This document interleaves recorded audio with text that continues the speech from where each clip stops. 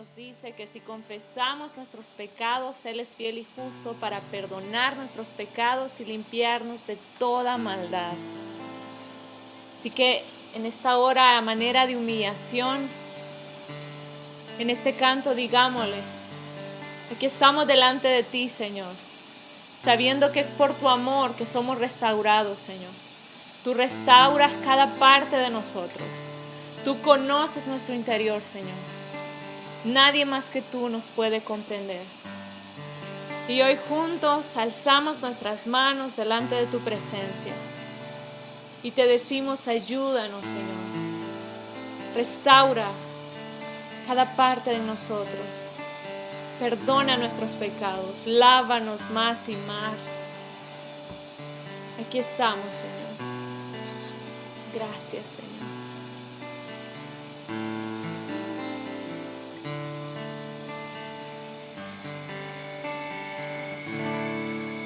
Aquí estoy ante ti, adorándote con todo lo que soy. Quiero ver tu amor, restaurando cada parte de mi ser. Aquí estoy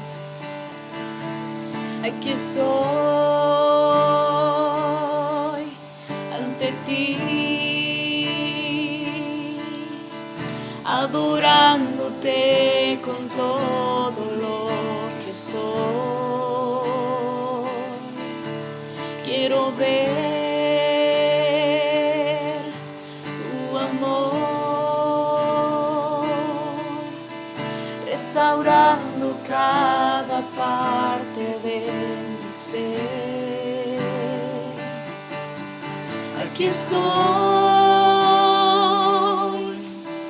tú conoces lo que hay en mi interior.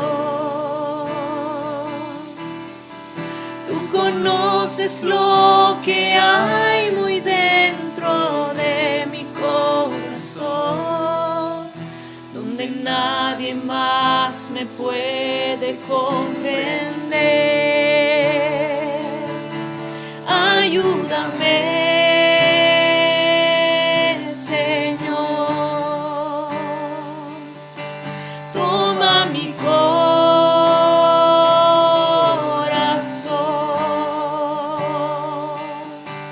Yo necesito que cambies completamente mi vida. Toma mi ser, Señor Jesús. Aquí estoy ante ti, adorándote con todo lo que soy. Quiero ver tu amor, restaurando cada parte de mi ser. Le decimos una vez más: aquí estoy ante ti, adorándote con todo lo que soy. Quiero ver tu amor, restaurando cada parte de mi ser. Aquí estoy, tú conoces lo que hay en mi interior. Tú conoces lo que hay muy dentro de mi corazón, donde nadie más me puede comprender. Ayúdame, Señor.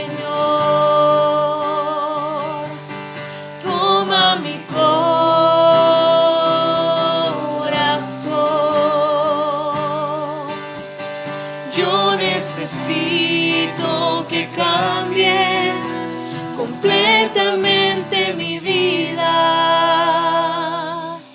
Toma mi ser, Señor Jesús. Aquí estoy. Tú conoces lo que hay en mi interior. Tú conoces lo que hay muy dentro de mi corazón, donde nadie más me puede comprender. Ayúdame, Señor. Toma mi corazón.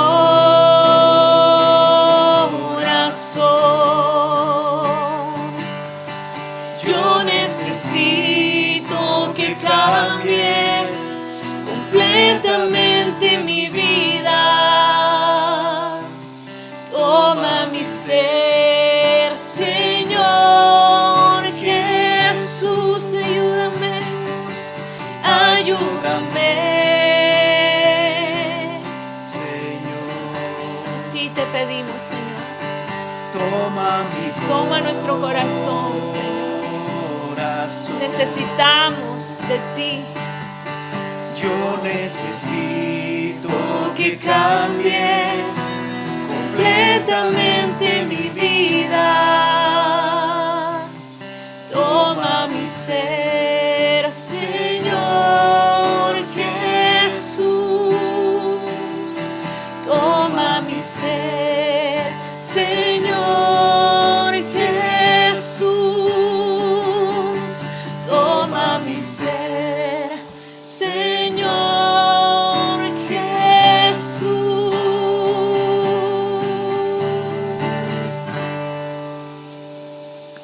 Gracias, Señor.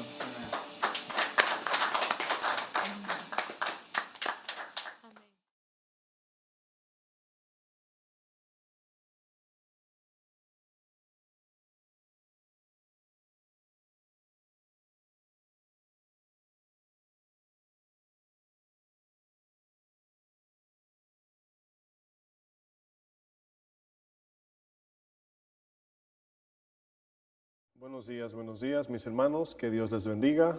Gracias una vez más por estar con nosotros. Damos gloria y honra a nuestro Señor que nos permite estar una mañana más frente a su palabra. Y le damos gracias a cada uno de ustedes que se conectan a través de nuestros medios sociales por Facebook, YouTube. Algunos también reciben los audios a través de la página de soundcloud.com. Y le pedimos siempre que se suscriban a los canales de YouTube, nos sigan por el Facebook y compartan las enseñanzas para que, ¿verdad?, la palabra siga llegando a aquellos que no conocen del Señor o aquellos que no tienen iglesia o a lo mejor no están recibiendo, ¿verdad?, la sana enseñanza de nuestro Señor Jesucristo. Y en esta mañana, ¿verdad?, estamos contentos porque vamos a continuar una serie que hemos estado compartiendo los domingos. Cada domingo a las 10 de la mañana tenemos una serie llamada La Palabra, la Oración y la Adoración. Y ya tenemos enseñanzas pasadas, les recomendamos que pueda, ¿verdad?, cuando tengas tiempo, pueda ver las enseñanzas pasadas para que tenga una continuación de lo que hemos estado enseñando y también para que pueda entender la continuación de la enseñanza de hoy. Ya hablamos de la palabra, pudimos hablar de la oración y estamos ahora en la parte de la adoración. El domingo pasado, ¿verdad?, hablamos acerca del tema ¿qué es adoración? Y hoy tenemos un tema, esta enseñanza que voy a estar compartiendo en esta mañana, la voy a titular a manera de pregunta, ¿adoración o idolatría? ¿Cuál de las dos, verdad? Es una pregunta, ese es el tema, ¿adoración o idolatría? Y quiero que para iniciar esta enseñanza de esta mañana, vamos al libro de Mateo, capítulo 22, y estaremos leyendo desde los versículos 37 y 40. Algo que quiero agregar como a manera de anuncio es que quizás muchos sientan que vamos un poquito deprisa en la enseñanza, a veces esperamos que busquen los textos, a veces no, y obviamente es porque nada más tenemos aproximadamente una hora para traer toda esta información, Y por eso le recomendamos que si usted quiere, lo que siempre aconsejamos es que se enfoque en la enseñanza, puede tomar notas y todo eso, pero luego puede volver a tomar la enseñanza y darle pausa y así tiene usted más tiempo para entender y si se le quedó algo, ¿verdad? Ahí puede recobrarlo. Así que muchas veces no tenemos el tiempo, ¿verdad?, de leer un texto, leer un texto, esperar. A veces esperamos, a veces no. Entonces, lo mejor es que vean la enseñanza, reciban, tomen sus notas, porque yo sé que mientras van recibiendo, el Espíritu le va dando también, y se enfocan en la enseñanza y así no pierden el hilo de lo que vamos a enseñar. Y luego ya la puede ver, puede pausar y tomarse su tiempo. Bueno, vamos a leer Mateo 22, versículos del 37 al 40. Quiero iniciar esta enseñanza leyendo acerca del gran mandamiento. Una de las cosas que vamos aprendiendo como creyentes y estudiantes de las Escrituras es de que todo parte del primer mandamiento. La relación con Dios inicia en el primer mandamiento. Nuestra vida cristiana se mide por el primer mandamiento. Y de la misma manera, si volteamos esa idea, lo contrario a vivir bajo el mandamiento o el gran mandamiento, el cual es amar a Dios sobre todo, podremos entender muchas cosas, y eso es una recomendación que doy. ¿Cómo yo sé que estoy viviendo de manera fiel, genuina, ante la palabra y el Señor? Bueno, siempre viviendo el gran mandamiento, amar a Dios sobre todas las cosas y a mi prójimo, el cual es la evidencia de que estoy amando a Dios. Amar a Dios puede ser algo muy subjetivo. Hay quienes dicen, no, yo amo a Dios con toda mi vida. Pero la palabra enseña que eso se demuestra en cómo amas a tu prójimo. Esa es la evidencia de tu amor hacia Dios. Entonces, de ahí parte toda la vida cristiana. Del primer mandamiento, Jesús dice, en todo esto se resume la ley y los profetas. Hoy estaremos viendo más acerca de la idolatría, el cual es el contraste o lo contrario a adoración, y estaremos viendo muchos puntos para nosotros saber en qué camino estamos. ¿Estamos viviendo en adoración o estamos viviendo en idolatría? Mateo 22, 37 dice, Jesús le dijo, aquí le hicieron la pregunta de cuál era el gran mandamiento, y Jesús responde, amarás al Señor tu Dios con todo tu corazón. A veces no entiendo, ¿verdad?, cómo es que muchos no distinguen la palabra todo, ¿verdad? Bueno, aquí dice amar a Dios con todo tu corazón, con toda tu alma, con toda tu mente. Otros evangelios también agrega o añade con toda tu fuerza. Dice el 38, este mandamiento es el primero y grande mandamiento. Primero y grande, dice Jesús. Y el segundo semejante. ¿Por qué dice semejante? Porque el primer mandamiento, el cual es amar a Dios sobre todas las cosas, y el segundo, el cual es amar al prójimo, estos no son dos mandamientos. Obviamente se le llama dos o se ven como dos, mejor dicho, porque parece que hay dos acciones, pero no. La razón por qué aparecen dos es porque se caracteriza por estas dos. Si yo amo a Dios, amo a mi prójimo. ¿Cómo yo sé que amo a Dios? Como trato y como sirvo y como amo a mi prójimo. En esto sabemos los que son hijos de Dios o no son hijos de Dios. El que no ama a su hermano no es de Dios. Entonces, aquí vemos que, si se dan cuenta, la pregunta es de el singular, el gran mandamiento. Entonces dice, por eso Jesús dice el segundo, pero obviamente es caracterizando de que si yo amo a Dios, obviamente el resultado del amor de Dios es el amor al prójimo. Dice el 39, y el segundo es semejante, amarás a tu prójimo como a ti mismo. Y dice, de estos dos mandamientos depende toda la ley y los profetas. Ahora bien, en la Biblia se van a dar cuenta de que todo gira alrededor de o mejor dicho, de el primer mandamiento, que lo vemos como dos, pero en sí es uno. Entonces, vemos cómo Jesús, ¿verdad?, de manera vertical afirma que debemos de amar a Dios sobre todas las cosas. Ese primer mandamiento, el cual se caracteriza por estas dos partes, amar a Dios y amar a nuestro prójimo, es lo que nos ayuda a entender por qué Dios odia la idolatría. Y me explico. Los 10 mandamientos que vemos en el Antiguo Testamento, los 10 mandamientos son los más famosos o populares. Todos conocen, por lo menos han oído de la palabra 10 mandamientos, en película, en la Biblia, o lo han escuchado. Y cuando vemos muy bien, ¿verdad?, estos 10 mandamientos, nos damos cuenta que los primeros 4 son mandamientos verticales hacia Dios, y los otros 6 son mandamientos horizontales, el cual son los mandamientos entre personas, son mandamientos, se le puede llamar interpersonales. No robes, no mates, no codicies, no mientas, no adulteres, son los mandamientos para amar al prójimo. Vamos a ver más adelante este ejemplo del joven rico, pero cuando Jesús, el joven rico, viene corriendo delante de él, la palabra dice que corriendo se postró y le dijo: Maestro bueno, ¿qué debo hacer para heredar la vida eterna? Jesús le dice: los mandamientos conoces. Y Jesús comienza a citar los mandamientos del mandamiento número 5 en adelante, es decir, de los mandamientos interpersonales, no los mandamientos del amor a Dios, que son espirituales, son los mandamientos hacia arriba, para que tengan una idea, sino que Jesús comienza a citar, o el joven rico, mejor dicho, Jesús le cita, así es, Jesús le cita al joven rico los mandamientos interpersonales: no mates, no robes, no adulteres, etc. El joven rico le contesta a Jesús: todos estos mandamientos los he guardado desde mi juventud. Ahora, nos damos cuenta que luego Jesús pasa a el gran mandamiento, el cual evidencia si en verdad este joven estaba cumpliendo los otros 6. Y lo que Jesús hace es que comienza con lo que este muchacho pensaba que estaba haciendo bien. Yo no robo, no mato, no adultero, ¿verdad?, etcétera. Pero Jesús luego dice: pues nada más te falta uno. Bueno, ya pudimos ver al iniciar que es un solo mandamiento, no son 10, no son 2, es uno. Pero lo vemos manifestado en una acción de amor al prójimo. Si amo a Dios, amo a mi prójimo. Jesús le dice a este joven: nada más te falta uno. Y le dice: vende todo lo que tienes, dáselo a los pobres y sígueme.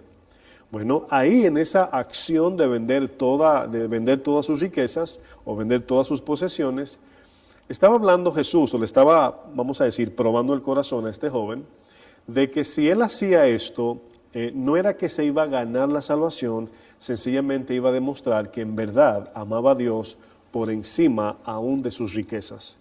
Entonces la evidencia de eso era que si lo vendía se lo iba a dar a los pobres, evidenciaba el amor al prójimo. Pero nos damos cuenta que dice la palabra, ¿verdad?, que este joven rico se fue triste. Se fue triste. ¿Por qué se fue triste? El texto dice: porque tenía muchas posesiones. Entonces nos damos cuenta que cuando hablamos de idolatría, sencillamente estamos diciendo el no amar a Dios sobre todas las cosas y todas las personas en esta tierra.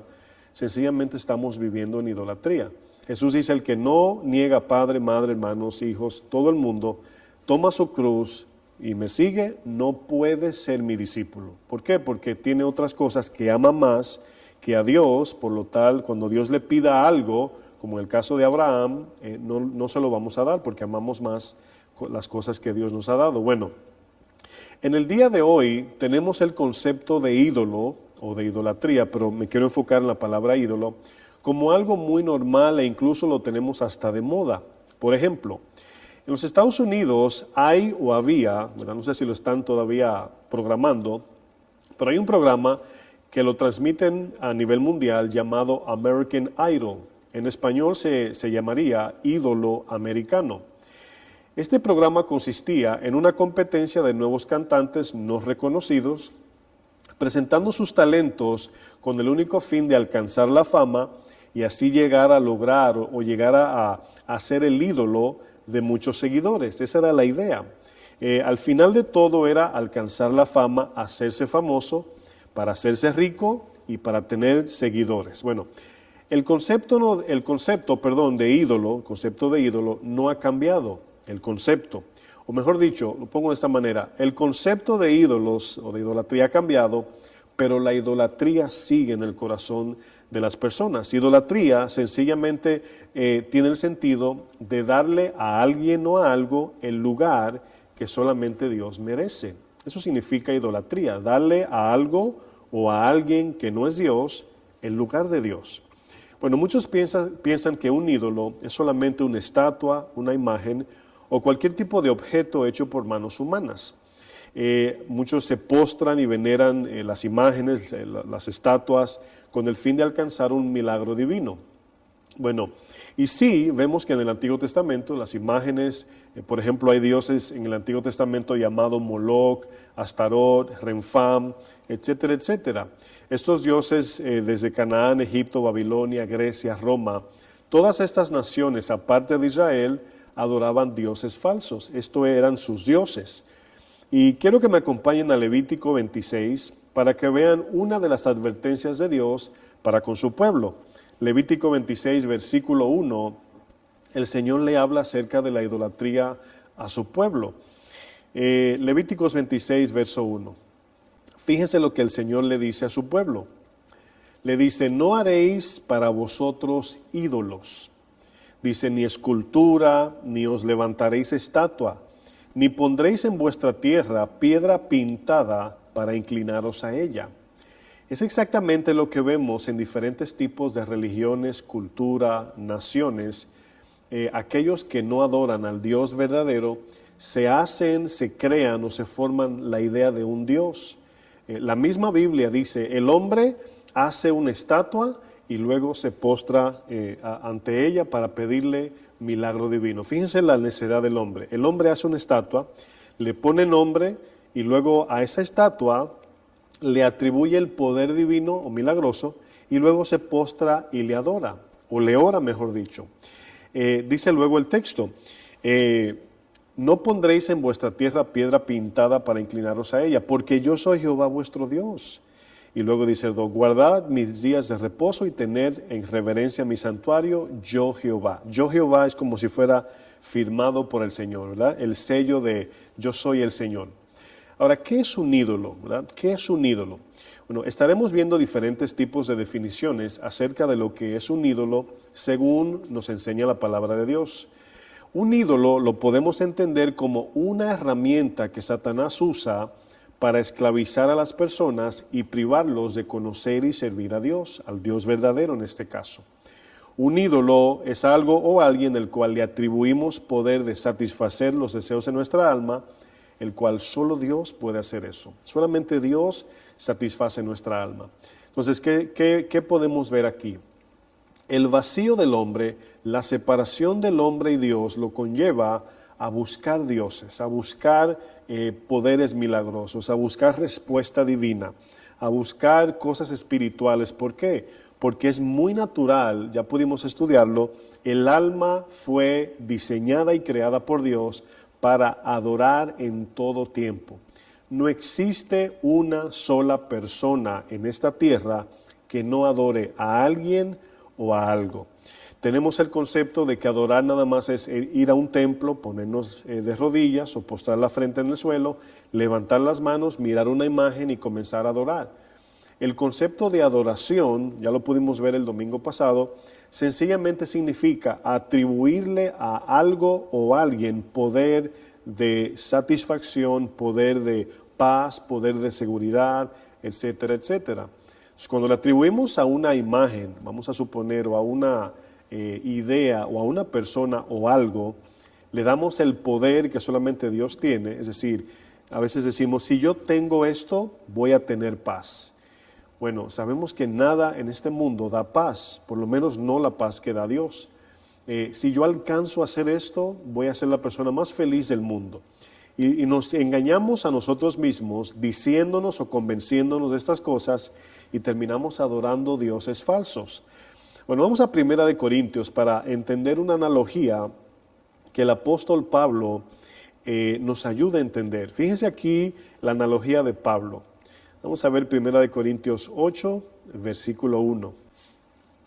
Dice 1 Corintios 8, versículo 1. Pablo aquí va a usar unos ejemplos muy buenos, muy importantes. Dice, en cuanto a lo sacrificado a los ídolos, sabemos que todos tenemos conocimiento. El conocimiento envanece, pero el amor edifica. Ahora, un poco de contexto de lo que estoy leyendo. Resulta que la iglesia de los Corintios, para los que quizás no conocen esto, las iglesias Corintios, Efesios, Filipenses, todas las iglesias de Colosenses, todas esas iglesias eran iglesias gentiles, es decir, no eran judías. En la Biblia a los no judíos se le llaman gentiles. Esas son las naciones, el cual mencioné anteriormente, que adoran dioses falsos, ¿verdad? Su adoración es a dioses, estatuas, imágenes, son dioses falsos a quienes adoran. Este tipo vamos a decir, estas personas, ¿verdad? Los corintios, por ejemplo, adoraban a la diosa Diana, ¿verdad? La diosa de Éfeso. Y nos damos cuenta que al adorar a un dios falso, hay un común denominador en lo que ese dios falso les exige, ¿verdad? Vemos la prostitución, vemos la homosexualidad, vemos el libertinaje sexual, vemos el sacrificio de niños, ¿verdad? En tiempos del rey Salomón quemaban niños para recibir respuesta de los dioses, y vemos una degradación humana en este tipo de adoración. Vemos el deterioro humano en este tipo de adoración a dioses falsos. ¿Por qué? Porque detrás de estos dioses, la palabra dice, está Satanás operando. Satanás no es la imagen, Satanás está operando detrás de la imagen a quien alguien se le postra o adora. Entonces nos damos cuenta que los corintios salieron de todo eso al recibir a Cristo como único Señor y Salvador. La prostitución era muy normal, tener más de una mujer, es decir, la poligamia, etcétera, etcétera. Libertinaje sexual, el exceso de deleite, todo esto, ¿verdad? En tiempos de Grecia, tiempos del apóstol Pablo, era algo muy, muy, muy prominente. Entonces, ¿qué sucede? Al ellos venir a Cristo, ¿verdad? Ahora Pablo, como apóstol y supervisor de esta iglesia, está examinando el comportamiento de los corintios. Pero sucede que algunos de los corintios, no habían crecido o madurado en la conciencia acerca de lo que es un ídolo o un dios. Escúcheme bien, para muchos de los corintios que eran quizás nuevos o eran inmaduros en esta área, quizás al ver una estatua, sus convicciones pasadas los influenciaba, quizás no a adorar, pero a creer que esa estatua era literalmente un dios. Entonces algunos habían madurado y habían entendido que una estatua era sencillamente una estatua de piedra, de madera, una imagen de pintura, y no tenía poder, eran mudos, eran dioses mudos, ciegos, que no podían hablar.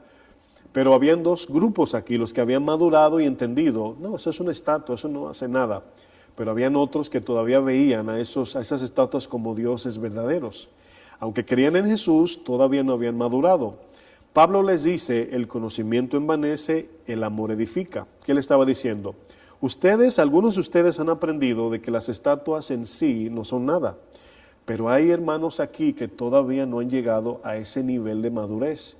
Por lo tal, los que han madurado deben de tener paciencia y no hacer cosas que hagan tropezar a los demás. Es como, por ejemplo, ellos sacrificaban comida a los dioses antes de conocer a Cristo. Entonces, ¿qué sucede? Había un tipo de comida que ellos lo veían como este tipo de comida es para los dioses. En este caso se menciona las viandas. Entonces, ¿qué pasa? Algunos de los corintios que ya habían crecido podían a lo mejor tomar la comida del sacrificio y alguien que se la ponía a la estatua, algunos quizás tomaban de allí. Y era como una aberración para los que creían en este tipo de adoración pagana. Entonces Pablo decía, mira, yo sé que si se come la comida del sacrificio a ídolos, no pasa nada, ¿verdad? Porque un ídolo no es nada. Pero si ustedes lo hacen delante de uno que todavía cree que eso es un Dios, ustedes no están actuando en amor, se están envaneciendo porque ya crecieron en el conocimiento. Esto nos enseña un principio de que para los que hemos madurado en ciertas áreas, debemos de ser pacientes con los que están en el proceso de madurez. Sigo leyendo el versículo 2. Dice, y si alguno se imagina que sabe algo, porque ya ellos tenían el conocimiento de que los ídolos son vanos, son falsos, no son nada. Dice, aún no sabe nada, ¿cómo debe saberlo? Fíjense lo que dice, aún no sabe nada. Si alguno cree que sabe, ¿verdad? no lo sabe en la forma que debe saberlo. ¿Qué significa cuando Pablo dice, si alguno se imagina que sabe algo, aún no sabe nada, ¿cómo debe saberlo? Sí habían adquirido el conocimiento de que los ídolos no eran nada, pero ese conocimiento ellos debían de manejarlo en amor. Bueno, ya yo crecí en esa área, pero mi hermano no, mi hermana no, mi hermana está aprendiendo. Entonces yo no me voy a jactar delante de esa persona, aunque yo crecí por amor a esa persona. Sigo leyendo el verso 3, pero si alguno ama a Dios, porque algunos dicen, no, Dios conoce mi corazón, ¿verdad? Dice, es conocido por Dios, Dios sabe los que aman a Dios. No tenemos que hacer cosas para ser vistos o para hacer tropezar a los demás. Dice el 4, acerca pues de las viandas que se sacrifican a los ídolos, sabemos, dice Pablo, que un ídolo nada es en este mundo. Dice, y que no hay más que yo le agrego, un solo Dios. Verso 5, pues aunque ya algunos que se llamen dioses aunque haya algunos que se llamen dioses, sea en el cielo o en la tierra, como hay muchos dioses, hay muchos señores, y aquí fíjense el paréntesis, Pablo dice, un Dios falso no es nada, pero para muchos, ese Dios, el cual verdaderamente es falso, es pagano, es inexistente, es una estatua o una imagen o un Dios imaginario, para muchos estos son dioses que gobiernan el corazón de los que no creen, de los que no entienden. Verso 6 dice, para nosotros sin embargo solo hay un Dios, el Padre del cual proceden todas las cosas. Fíjense, Dios es el que creó las piedras, pero el hombre toma esa piedra creada por Dios, le da forma según su imaginación humana y luego se le postra, le pone nombre y le pide lo que su corazón caído anhela. Dice, todas las cosas y nosotros somos para Él y un Señor Jesucristo por medio del cual son todas las cosas y nosotros por medio de Él. Ahora, quiero que vayamos unos capítulos más adelante, 1 Corintios 10, 19, y quiero que vea aquí como Pablo por un lado dice, miren, un ídolo o una imagen o estatua no es nada. Si una estatua se cae y se rompe, bueno, irónicamente hablando, ¿verdad?, ahí quedó el Dios, ya se murió el Dios porque se cayó y se rompió. No sé si han visto cuando en algunos países el cual adoran imágenes y las cargan en sus hombros. En la Iglesia Católica se practica esto todavía. Y llevan a una virgen ahí, ¿verdad? Y van todos en una ceremonia, miles de personas, ¿verdad? Y luego de repente algo pasa que se cae la estatua. Preguntamos, ¿qué sucedió con ese Dios? ¿Qué sucedió con esa estatua? El cual vemos que, por ejemplo, he escuchado personas que han ido al Vaticano, donde está creo que la imagen de Pedro, y alguien me comentó que ya Pedro, claro, esta estatua llamada Pedro, o San Pedro, no tiene dedos en los pies. ¿Por qué? Porque la gente le pasa por el lado, la toca, se presina y le pide algo. Y de tantas personas que le pasan la mano, la estatua está lisita, ya ni dedos tiene en los pies. Pero fíjense cómo estos dioses se desgastan, se acaban, se deterioran. Bueno, aquí Pablo en el versículo 10, verso 19 dice esto. ¿Qué digo pues? Dice, ¿que el ídolo es algo o que sea algo lo que se sacrifica a los ídolos? Fíjense lo que dice Pablo a los Corintios. Antes digo que lo que los gentiles sacrifican, a los demonios los sacrifican y no a Dios. Y no quiero que vosotros hagáis partícipes con los demonios. Escúchenme bien lo que Pablo acaba de decir, que aunque una estatua es falsa, es vacía, ya sea que tengas un rosario y le ores al rosario, o a una estatua o una imagen, Pablo dice, nada de eso tiene poder, pero hay un poder detrás de esa imagen cuando alguno le atribuye fe, donde los demonios operan. Me explico. Si hay imaginemos una estatua, cualquier tipo de estatua, ¿verdad? Vamos a imaginarnos una estatua, vamos a llamarle San Bolsillo, ¿verdad? San Bolsillo, donde va el dinero. Y ahí estamos adorando a San Bolsillo. San Bolsillo, lléname los bolsillos de dinero, ¿verdad? Bueno, esa estatua la crea un hombre, ¿verdad? Y la forma un hombre. Y tenemos el conocimiento de que al ver a alguien, ya los que hemos adquirido conocimiento en esto, decimos, wow, mira qué necedad, esa persona está postrada orándole a una estatua y le llama a Dios y espera que la estatua le conteste. Bueno, eso es cierto, es una verdad, Pero la otra verdad es que cuando alguien le atribuye fe a una imagen, estatua o a un Dios falso, detrás de esa imagen, estatua o cualquier tipo de idolatría hay un demonio operando. Y muchas veces, hermanos, vemos milagros cumplirse y se nos olvida que Satanás tiene poder. Vemos cómo Satanás le ofrece a Jesús cosas. ¿Por qué usted cree que la gente sigue creyendo en ídolos falsos? Porque muchas veces reciben el milagro. A veces viene de Dios y le dan las gracias al santo. A veces Satanás se lo concede y lo vemos a través de la Biblia. Bueno, aquí vemos que Pablo está diciendo, miren, por un lado entendemos que los ídolos no son nada, pero por otro entendemos que los demonios usan los ídolos o la idolatría para operar en el corazón de la gente. Y de aquí es de donde viene todo este tipo de prácticas, el cual ahora entendemos que cualquier cosa puede ser un ídolo. No solamente una estatua, no solamente una imagen, no solamente postrarnos ante las estrellas, etcétera. Podemos entender ahora que cualquier cosa que nosotros le atribuyamos o le podemos atribuir a eso poder de paz, reposo, prosperidad, éxito, salvación, sanidad, podemos hacer de lo que sea un Dios. Yo puedo tomar esta botella de agua y le puedo poner nombre y comenzar a decir que tiene poder milagroso. Y usted se para en una esquina y dice, esta agua tiene poder milagroso. Y ya la gente se forma y quiere ver. Pero ¿qué sucede si algún demonio o Satanás o no sé, algo sucede? Algo sucede. Bueno, la gente va a creer que en verdad esa agua tiene poder. ¿Y qué hace el que proclamó este Dios? Saca dinero. La gente ahora le pide ofrenda y la gente cree en esta falsedad. El apóstol Pablo dice que un ídolo no es nada, pero tampoco ignora que para muchos un ídolo es una convicción real en sus mentes. Primera Tesalonicenses también fue otra iglesia, vamos allá, capítulo 1, verso 8, donde Pablo estableció esta iglesia.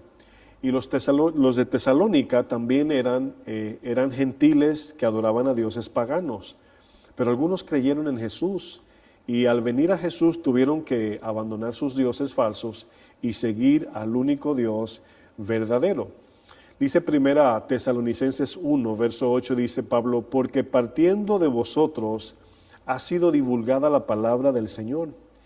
Dice, no solo en Macedonia y Acaya, sino que también en todo lugar vuestra fe en Dios se ha extendido. Es decir, se ha recorrido el anuncio de los de Tesalónica y de su fe, de su buena fe.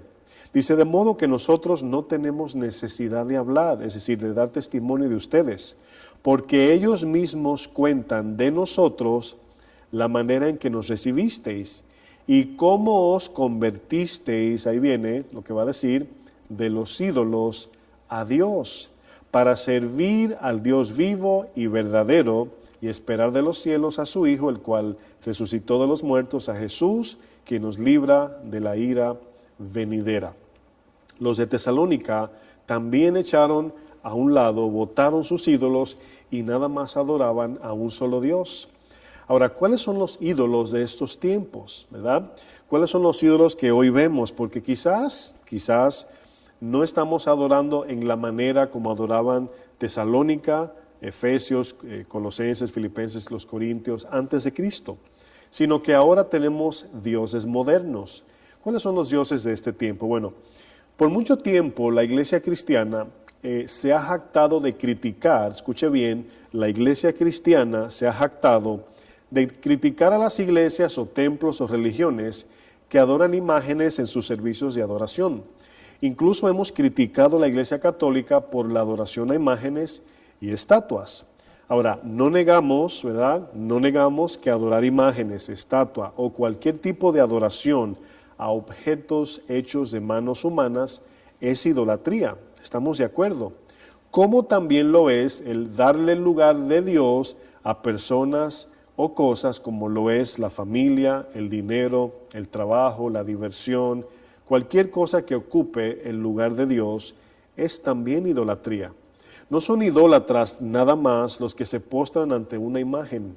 No son idólatras nada más los que creen en las estrellas o consultan al sol. También lo son los que le dan el lugar de Dios al dinero, a su familia, al trabajo, su carrera universitaria, su talento, etc. Quizás no nos estamos postrando ante alguna imagen o estatua, pero el apóstol Pablo en la carta a los Filipenses define un tipo de idolatría que lo vemos como muy común en estos tiempos, ¿verdad? Vamos a ver otro ejemplo en Filipenses 3, verso 18. Filipenses 3, versículo 18.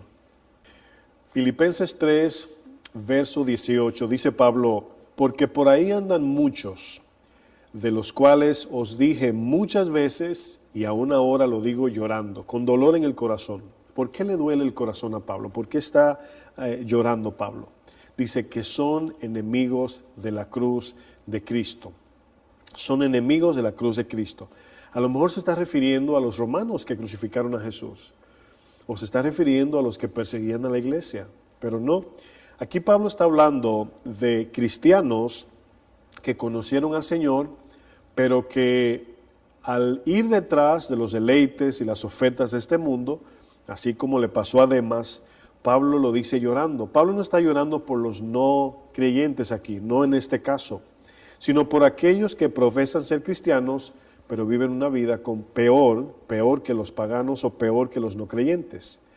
Dice Pablo en el 19, Filipenses 3:19, el fin de los cuales será perdición. Dice, cuyo Dios es el vientre y cuya gloria es su vergüenza, que solo piensan en lo terrenal. Se están dando cuenta que un no creyente es obvio que nada más piensa en las cosas de esta tierra. Pero un cristiano que ha sido redimido por la sangre de Jesús, que ha sido rescatado por el Señor, ahora posee la doble naturaleza, como el viernes pasado pudimos ver. La doble naturaleza, nacemos de nuevo, ahora tenemos la naturaleza carnal y humana, pero tenemos la naturaleza de Cristo, ahora tenemos el Espíritu. Y Gálatas 5 dice, no andéis en la carne, sino andad en el Espíritu. Significa que tenemos la capacidad de andar en la carne si queremos, pero el mandamiento nos manda a andar en el Espíritu. O sea, aquí Pablo se está refiriendo a cristianos que reflejan, porque aquí no es que están diciendo, yo no creo en Jesús o yo odio la cruz de Cristo o lo que pasó en la cruz, no.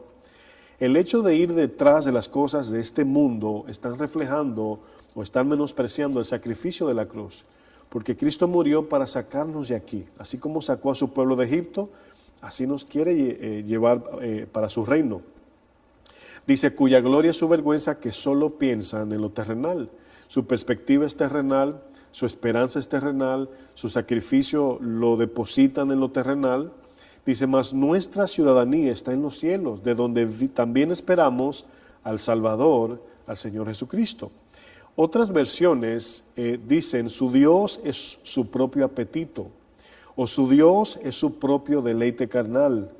Otra versión dice, su Dios es agradarse a sí mismo. Bueno, ¿vivimos nosotros para agradarnos a nosotros?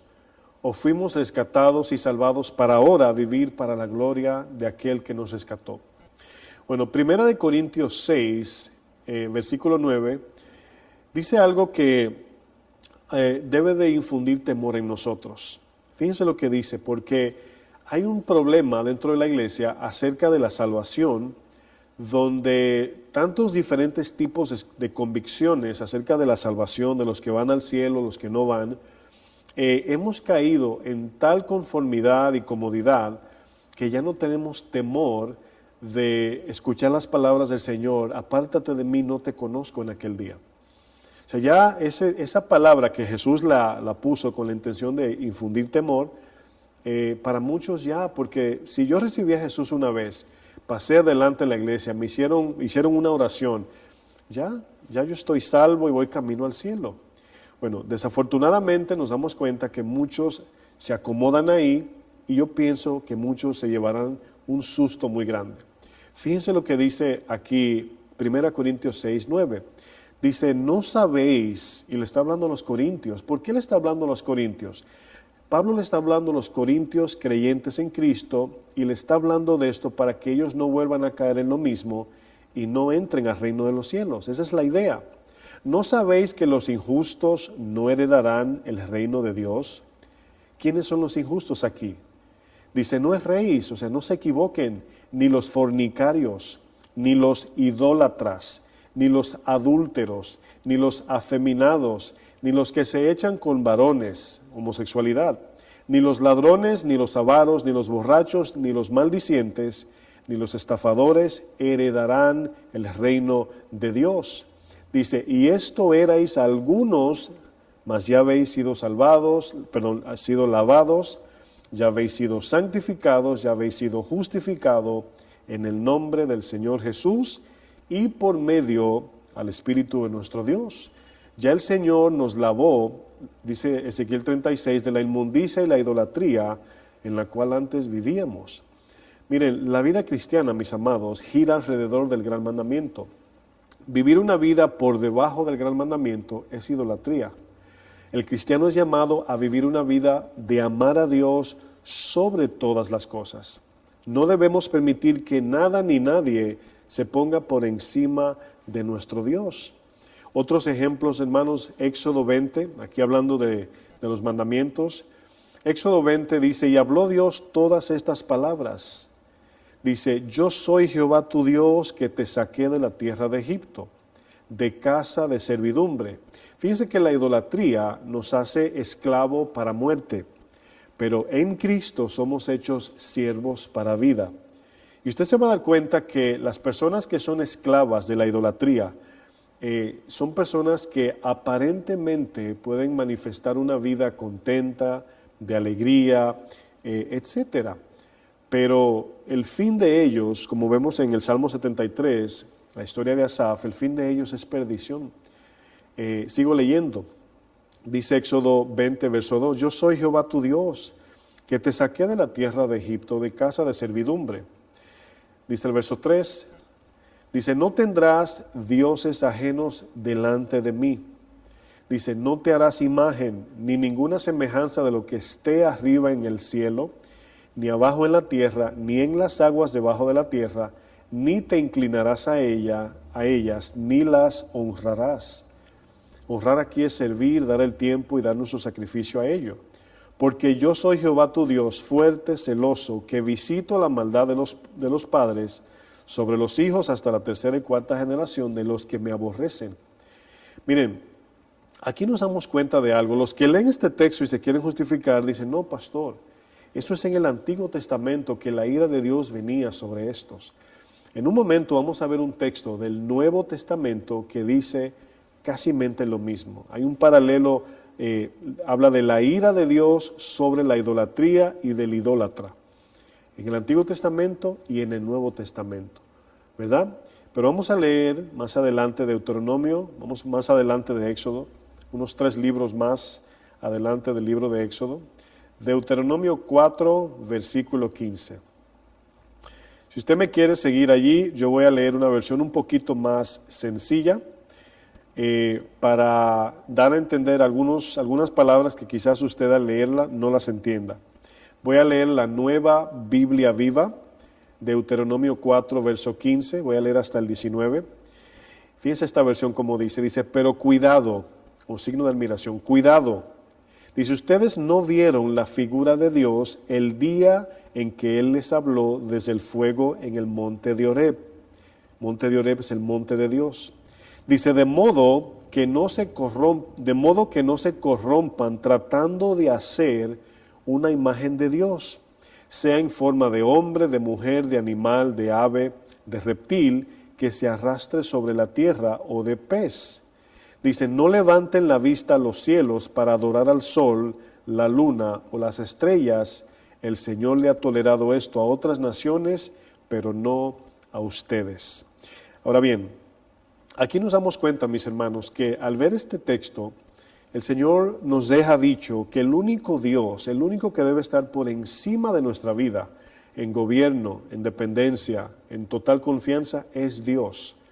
En el momento que dejamos poner una hoja seca por encima de Dios, esa hoja seca se convierte en nuestro Dios. Pero se dan cuenta que esa hoja seca, estoy usando una analogía, no fue el viento que la puso por encima de Dios.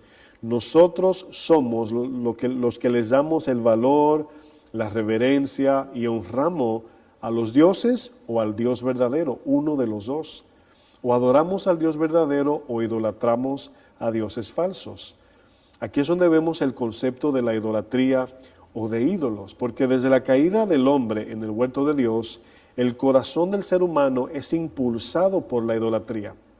Obviamente se crea su propio Dios, y esto viene de cuando Satanás le ofrece a Eva el fruto, y ¿verdad? Satanás le dice: si comes el fruto de la ciencia del bien y del mal, serás como Dios, conociendo el bien y el mal. Es decir, tú podrás hacer tu propia ley, tú podrás hacer como tú quieras, no vas a necesitar del Dios verdadero, tú eres tu propia, y Adán tu propio Dios. Y obviamente les gustó la oferta y pecaron. Desde entonces, mis amados, los seres humanos crean sus propios dioses para poder controlarlos y pedirles lo que la carne le agrada. Nada más piense por un segundo, cada uno se crea un Dios y a ese Dios le atribuye el poder de lo que ellos quieren según su corazón caído y engañoso. Muchos dirían, y todo el mundo adora. ¿Cómo sabe usted, pastor, que su Dios es verdadero? Bueno, hay muchas formas de probarlo, pero algo que notamos es que cuando algún ser humano, ¿verdad?, se crea un Dios, se hace un Dios imaginario, el cual la palabra dice en el segundo mandamiento de los 10, dice: no te hagas imagen de Dios. En otras palabras, no te imagines a Dios como a ti te convenga. No te imagines a Dios, ¿verdad? Porque hoy dicen por ahí, no, Dios es amor, ¿verdad? Dios es amor, Dios no castiga. Eso es un Dios imaginario, es un Dios que las personas se crean. No es el Dios de la Biblia. La Biblia habla de un Dios de amor, sí, pero también de un Dios que es fuego consumidor. Habla de un Dios que es justo, santo, es eterno, es poderoso, es omnisciente, es divino. La Biblia nos da el consejo general de cómo es Dios y quién es Dios, no nosotros. Claro, ¿quién no quisiera eliminar las partes de Dios que no nos convienen? Los niños hacen eso. No, ¿verdad? A mí me gusta cuando papi está contento, pero cuando papi dobla las cejas y se enoja conmigo, ay, ese papi no me gusta. Y lo eliminamos en nuestro concepto de quién es papi, en este caso el niño. Lo mismo hacemos con Dios. Es que Dios es muy fuerte. Es que la palabra me confronta. Es que ese Dios que ustedes predican nada más es fuego, infierno, condenación, castigo. Ese es el Dios al que adoramos. El Dios de amor ha venido para salvarnos del castigo, pero el que no se somete a este Dios de amor enfrentará el castigo. Esa es la idea. Dios no viene primero castigando, Dios viene primero salvando. El que rechaza la salvación recibirá condenación. Vamos a Colosenses capítulo 3, vamos casi sobre el final, casi. Colosenses 3, verso 5. Este texto, mis hermanos, para los que usan la justificación de que la ira de Dios sobre los idólatras es algo del Antiguo Testamento. Vamos a leer Colosenses 3, el cual es un libro en el Nuevo Testamento, ¿verdad?, en tiempos después de Jesús. Dice Colosenses 3:5, dice: haced morir pues lo terrenal en vosotros. La palabra aquí, hacer morir lo terrenal, tiene un sentido muy amplio, ¿verdad? No significa nada más hacer morir las cosas terrenales como lo material, sino la confianza, la dependencia y el deseo de las cosas terrenales. Cuando hacemos morir lo terrenal, lo hacemos por vía de la adoración, buscando a Dios. Cada día creciendo en poner nuestra esperanza, buscar nuestro deleite y descansar y reposar en la promesa eterna, el cual es en Cristo. A nosotros vivir una vida de búsqueda, de adoración y servicio, los deseos por estas cosas que son pasajeras van muriendo, van perdiendo fuerza en nosotros, ya no nos controlan, no somos dominados por ellas. Por eso es que cuando buscamos todo o damos la vida por lo terrenal, la vida de esa persona que busca lo terrenal sobre todo, va en deterioro. Y si una manzana, el cual Dios la creó para que con acción de gracia la disfrutemos, encontramos deleite y queremos más deleite, nos comeremos un saco de manzana.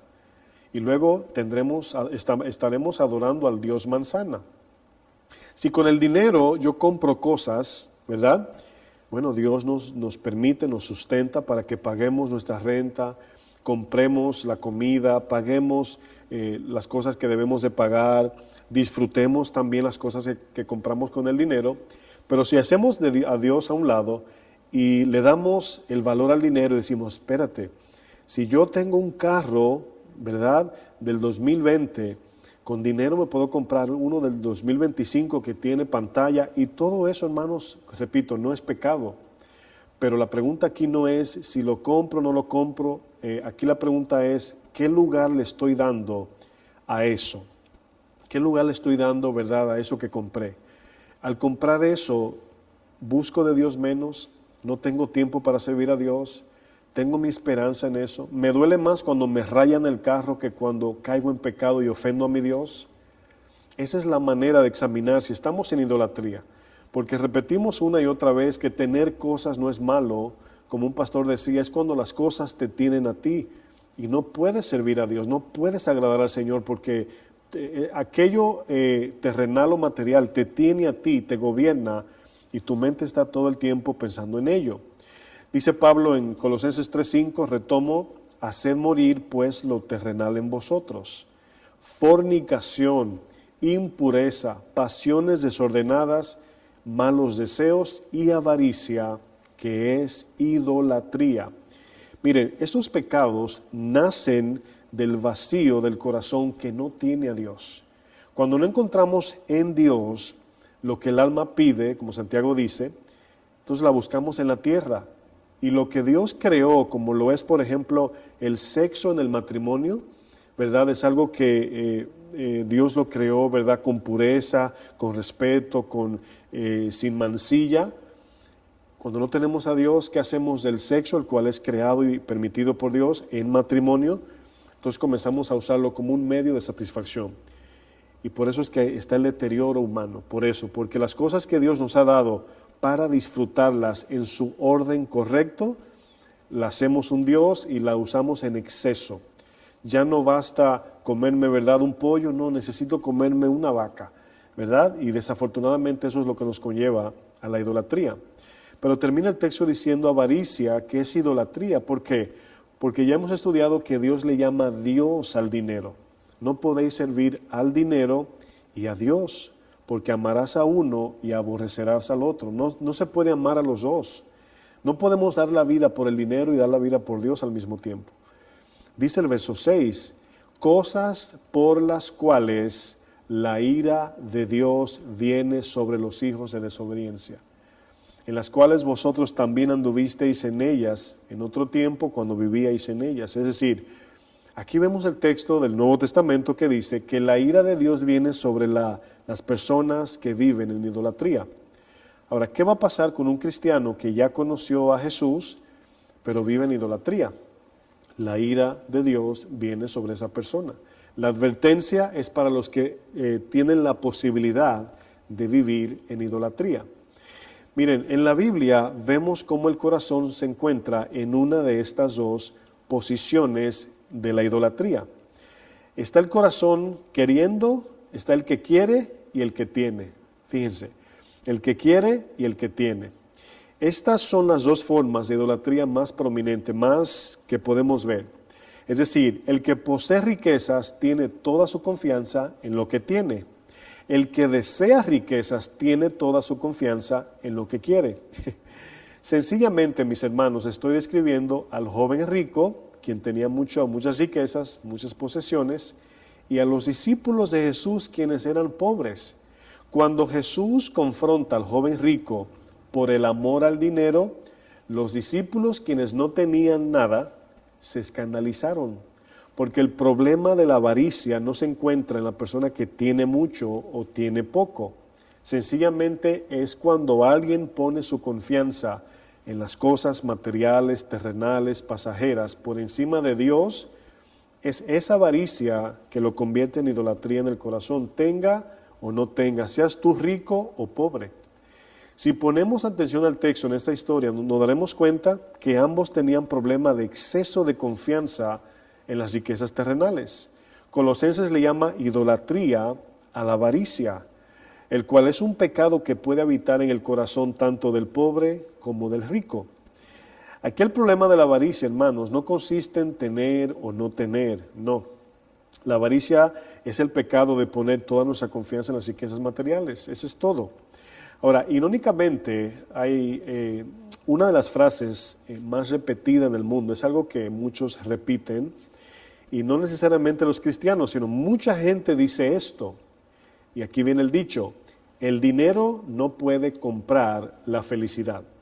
¿Cuántas veces escuchamos a personas que están, vamos a decir, inundadas, metidas en la avaricia, no tienen tiempo para Dios, o aunque no sean creyentes, no tienen tiempo para la familia por estar metidos en buscar el dinero? ¿Cuántas personas no dicen esto? No, yo no tengo avaricia. Todos sabemos que el dinero no trae felicidad, pero no hacen otra cosa más que buscar dinero. No hacen otra cosa más que buscar dinero. Su preocupación es el dinero, su entrega es el dinero y el enfoque total es el dinero. Aunque esta frase, mis hermanos, es repetida por muchos, no todos la creen.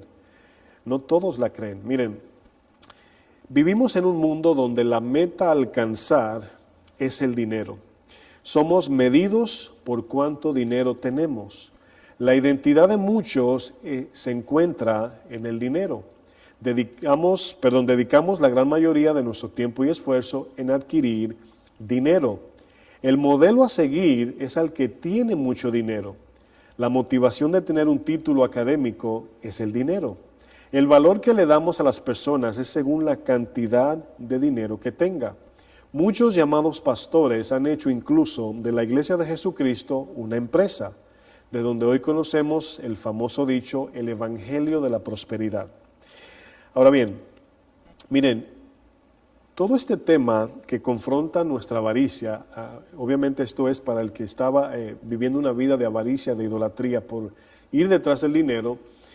Hace unos días con mi esposa veíamos un tema acerca de cómo la iglesia debe ver el dinero, ¿verdad? Y el cual no voy a hablar mucho de eso, pero una de las cosas que yo estoy de acuerdo, de uno de los panelistas que estaba hablando, decía, es muy bueno cuando alguien quiere prosperar su empresa, es bueno, oramos que Dios prospere la empresa de los que quieren, ¿verdad?, adquirir más. Es bueno ir a la universidad y obtener un trabajo que dé buena paga, buen seguro, todo eso es bueno. Es obvio que siempre buscaremos tener más y el problema no se encuentra ahí, ese no es el núcleo del problema. Comprar, tener, aspirar no es el problema vamos a decir, principalmente no es ese el problema. El problema es que muchas veces, mis hermanos, Dios nos ayuda a identificar nuestras debilidades y la ignoramos, como por ejemplo, muchas veces Dios, ¿verdad?, al ver nuestro corazón que no sabe manejar dinero, tiene que mantenernos bajo pobreza. Fíjense cómo muchas veces podemos identificar alguna debilidad en algo y optamos por eliminar eso de nuestra vida. ¿Por qué? Porque hay otras cosas más importantes. Entonces, cuando hay un cuchillo en la mesa, ¿verdad?, y hay niños, ¿qué hace el padre? Guarda el cuchillo para que los niños no vengan a tocarlo y se puedan hacer una herida en su mano. Eso es una posibilidad. Del mismo modo, hay cosas en nuestra vida que debemos ser responsables e identificarlas y decir, no tengo la capacidad de manejar esto, no tengo la capacidad de controlar esto. Y muchas veces vas a tener que sencillamente enfrentarlo, pero otras veces vas a tener que votar. Un pastor le preguntaron una vez, le dijeron, pastor, usted dijo que, usted en su predicación dice que a todo el mundo que vote sus televisores, y él dijo, no, yo nunca dije eso. Y luego le dice el pastor, lo que pasa, yo creo que eso viene de que tú no tienes televisión. Y él dijo, sí. Y luego dice el pastor, es que yo conozco mis adicciones y por eso no tengo televisión. Ahora preguntamos, ¿es pecado tener televisión? Quizás para este pastor, que es adicto a ciertas cosas, sí. Y él decide botar su televisión porque él quiere mejor agradar a Dios que buscar el deleite que a él le agrada. Eso lo vemos en la Biblia, hermanos, muy, muy marcado. el autor de Hebreos dice, despójense de todo peso y de pecado.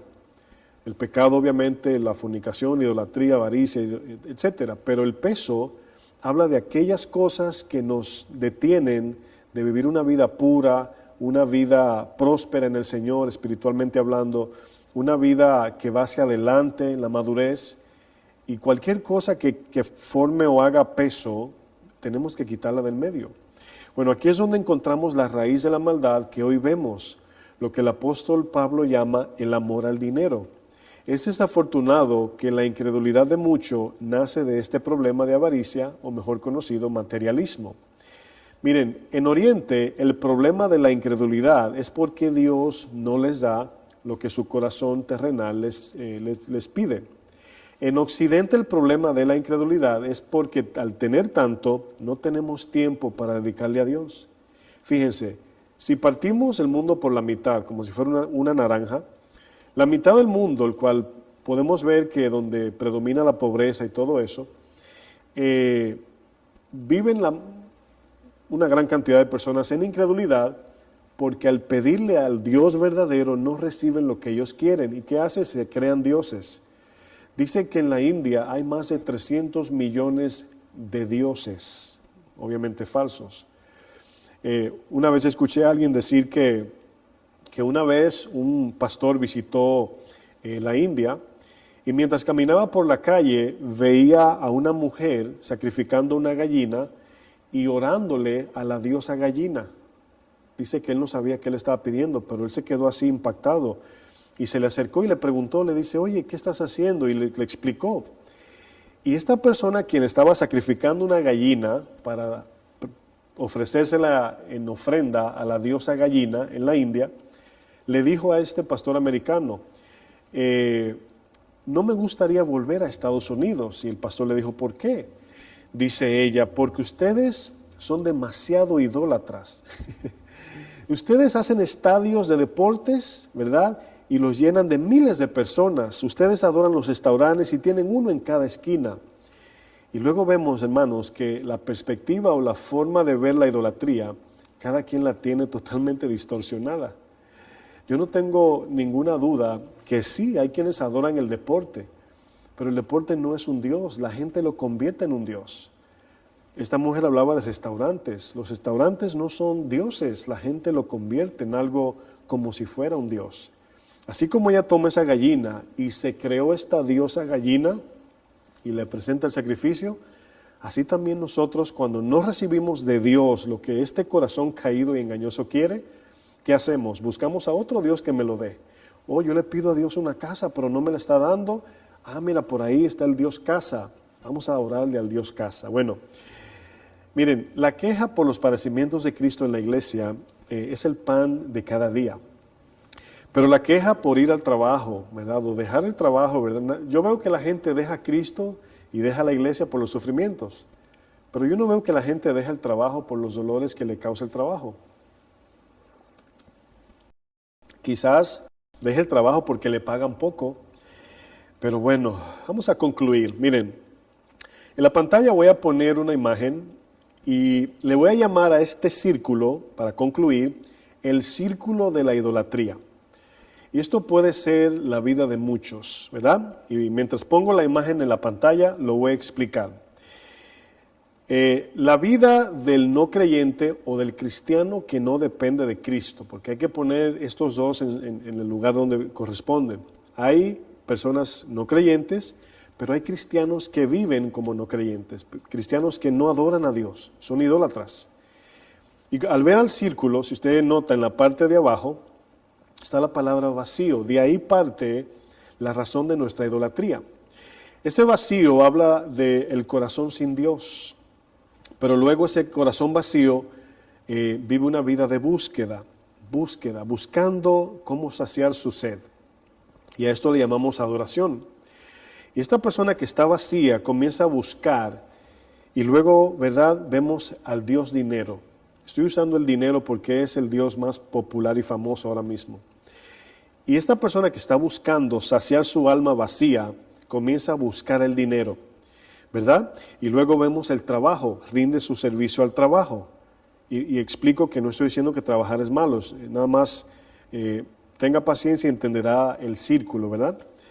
Y al buscar dinero con la intención de pensar que el dinero va a saciar su vacío, busca trabajo, ese es el servicio.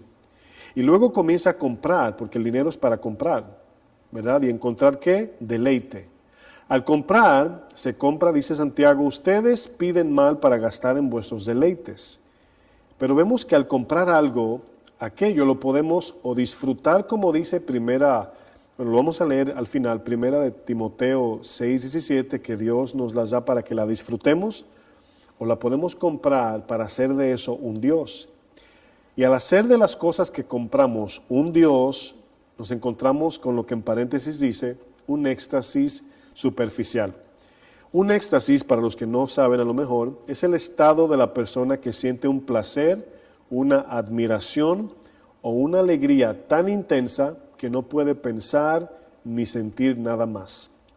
¿Por qué? Porque está en el momento de su placer, de su gozo, del deleite. Y cuando estamos en deleite, en esas emociones, no sentimos, no pensamos, estamos contentos de manera temporal. Y esto es lo que la Biblia le llama vanidad, las cosas que se esfuman de las manos, es como una burbuja o el humo. Es como que te digan, mira, si tú logras guardar una burbuja de jabón en un cofre, encontrarás la felicidad. ¿Y qué sucede? Al querer agarrar la burbuja, se explota, ¿verdad? Se nos va la vida detrás de las burbujas. Pero ¿qué sucede? Que cuando llegamos a la cúspide de nuestra meta, alcanzamos lo que queremos, nos damos cuenta luego viene la desilusión. El deleite pasajero no llenó las expectativas. Viene luego el dolor profundo, el cual muchos caen en depresión y ansiedad. Luego viene la desesperanza porque las expectativas incumplidas no llegaron a cumplirse lo que esperábamos. Luego viene la incertidumbre, el engaño de las riquezas nos engañó porque pensamos que ahí estaba la felicidad. Pero ¿qué sucede? Vuelve el ciclo de nuevo y seguimos con el vacío y volvemos a buscar dinero, a trabajar, dar nuestra vida por las cosas, la comida que perece, compramos, disfrutamos y otra vez nos desilusionamos y ese es el círculo de la idolatría. En 1 Timoteo 6, verso 3, Pablo dice, si alguno enseña otra cosa y no se conforma a las sanas palabras de nuestro Señor Jesucristo y a la doctrina que es conforme a la piedad, es decir, la enseñanza que nos conlleva a vivir una vida de santidad, de justicia, de servicio, de parecernos a Cristo, dice verso 4, está envanecido, nada sabe y delira acerca de cuestiones y contiendas de palabras, de las cuales nacen envidias, pleitos, blasfemias, malas sospechas, disputas necias de hombres corruptos de entendimiento y privados de la verdad, que toman la piedad como fuente de ganancia. Timoteo, apártate de los tales. Pero gran ganancia es la piedad. Aquí vamos a ver un contraste que Pablo está haciendo de vivir una vida contenta, conformes, tranquilos, confiados en lo que Dios nos da. Si Dios te da un peso, contento con el peso. Si Dios te da $1 billón, contento con ese billón en Cristo, no en el billón. Dice, gran ganancia es la piedad acompañada de contentamiento, porque nada hemos traído a este mundo y sin duda nada podremos sacar.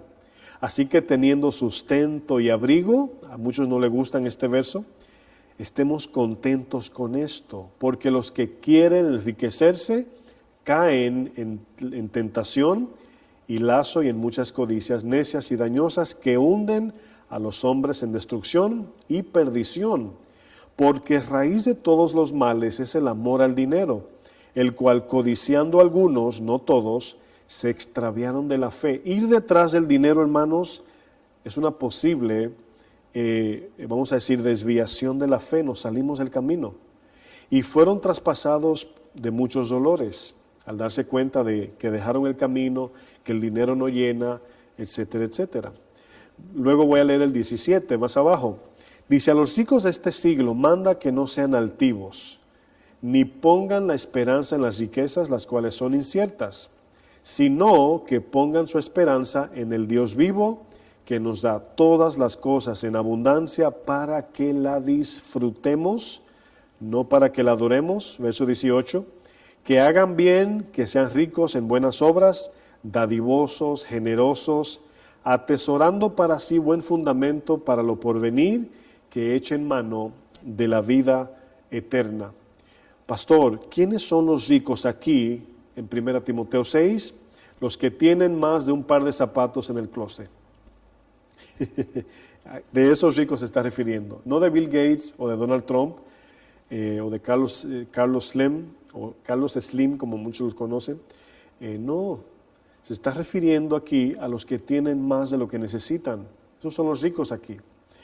Y nos damos cuenta que el problema de la idolatría no nace en el dinero o en la pobreza, en las riquezas o pobreza, sino en la confianza que le damos a eso. Si Dios no es suficiente, obviamente buscaremos suficiencia en las cosas o en otras personas. Miren, aquí es donde viene el conflicto y seguiremos viendo más temas de la adoración. Al venir a Cristo, el fundamento de la vida cristiana es reconocer que merecíamos condenación y Dios nos salvó.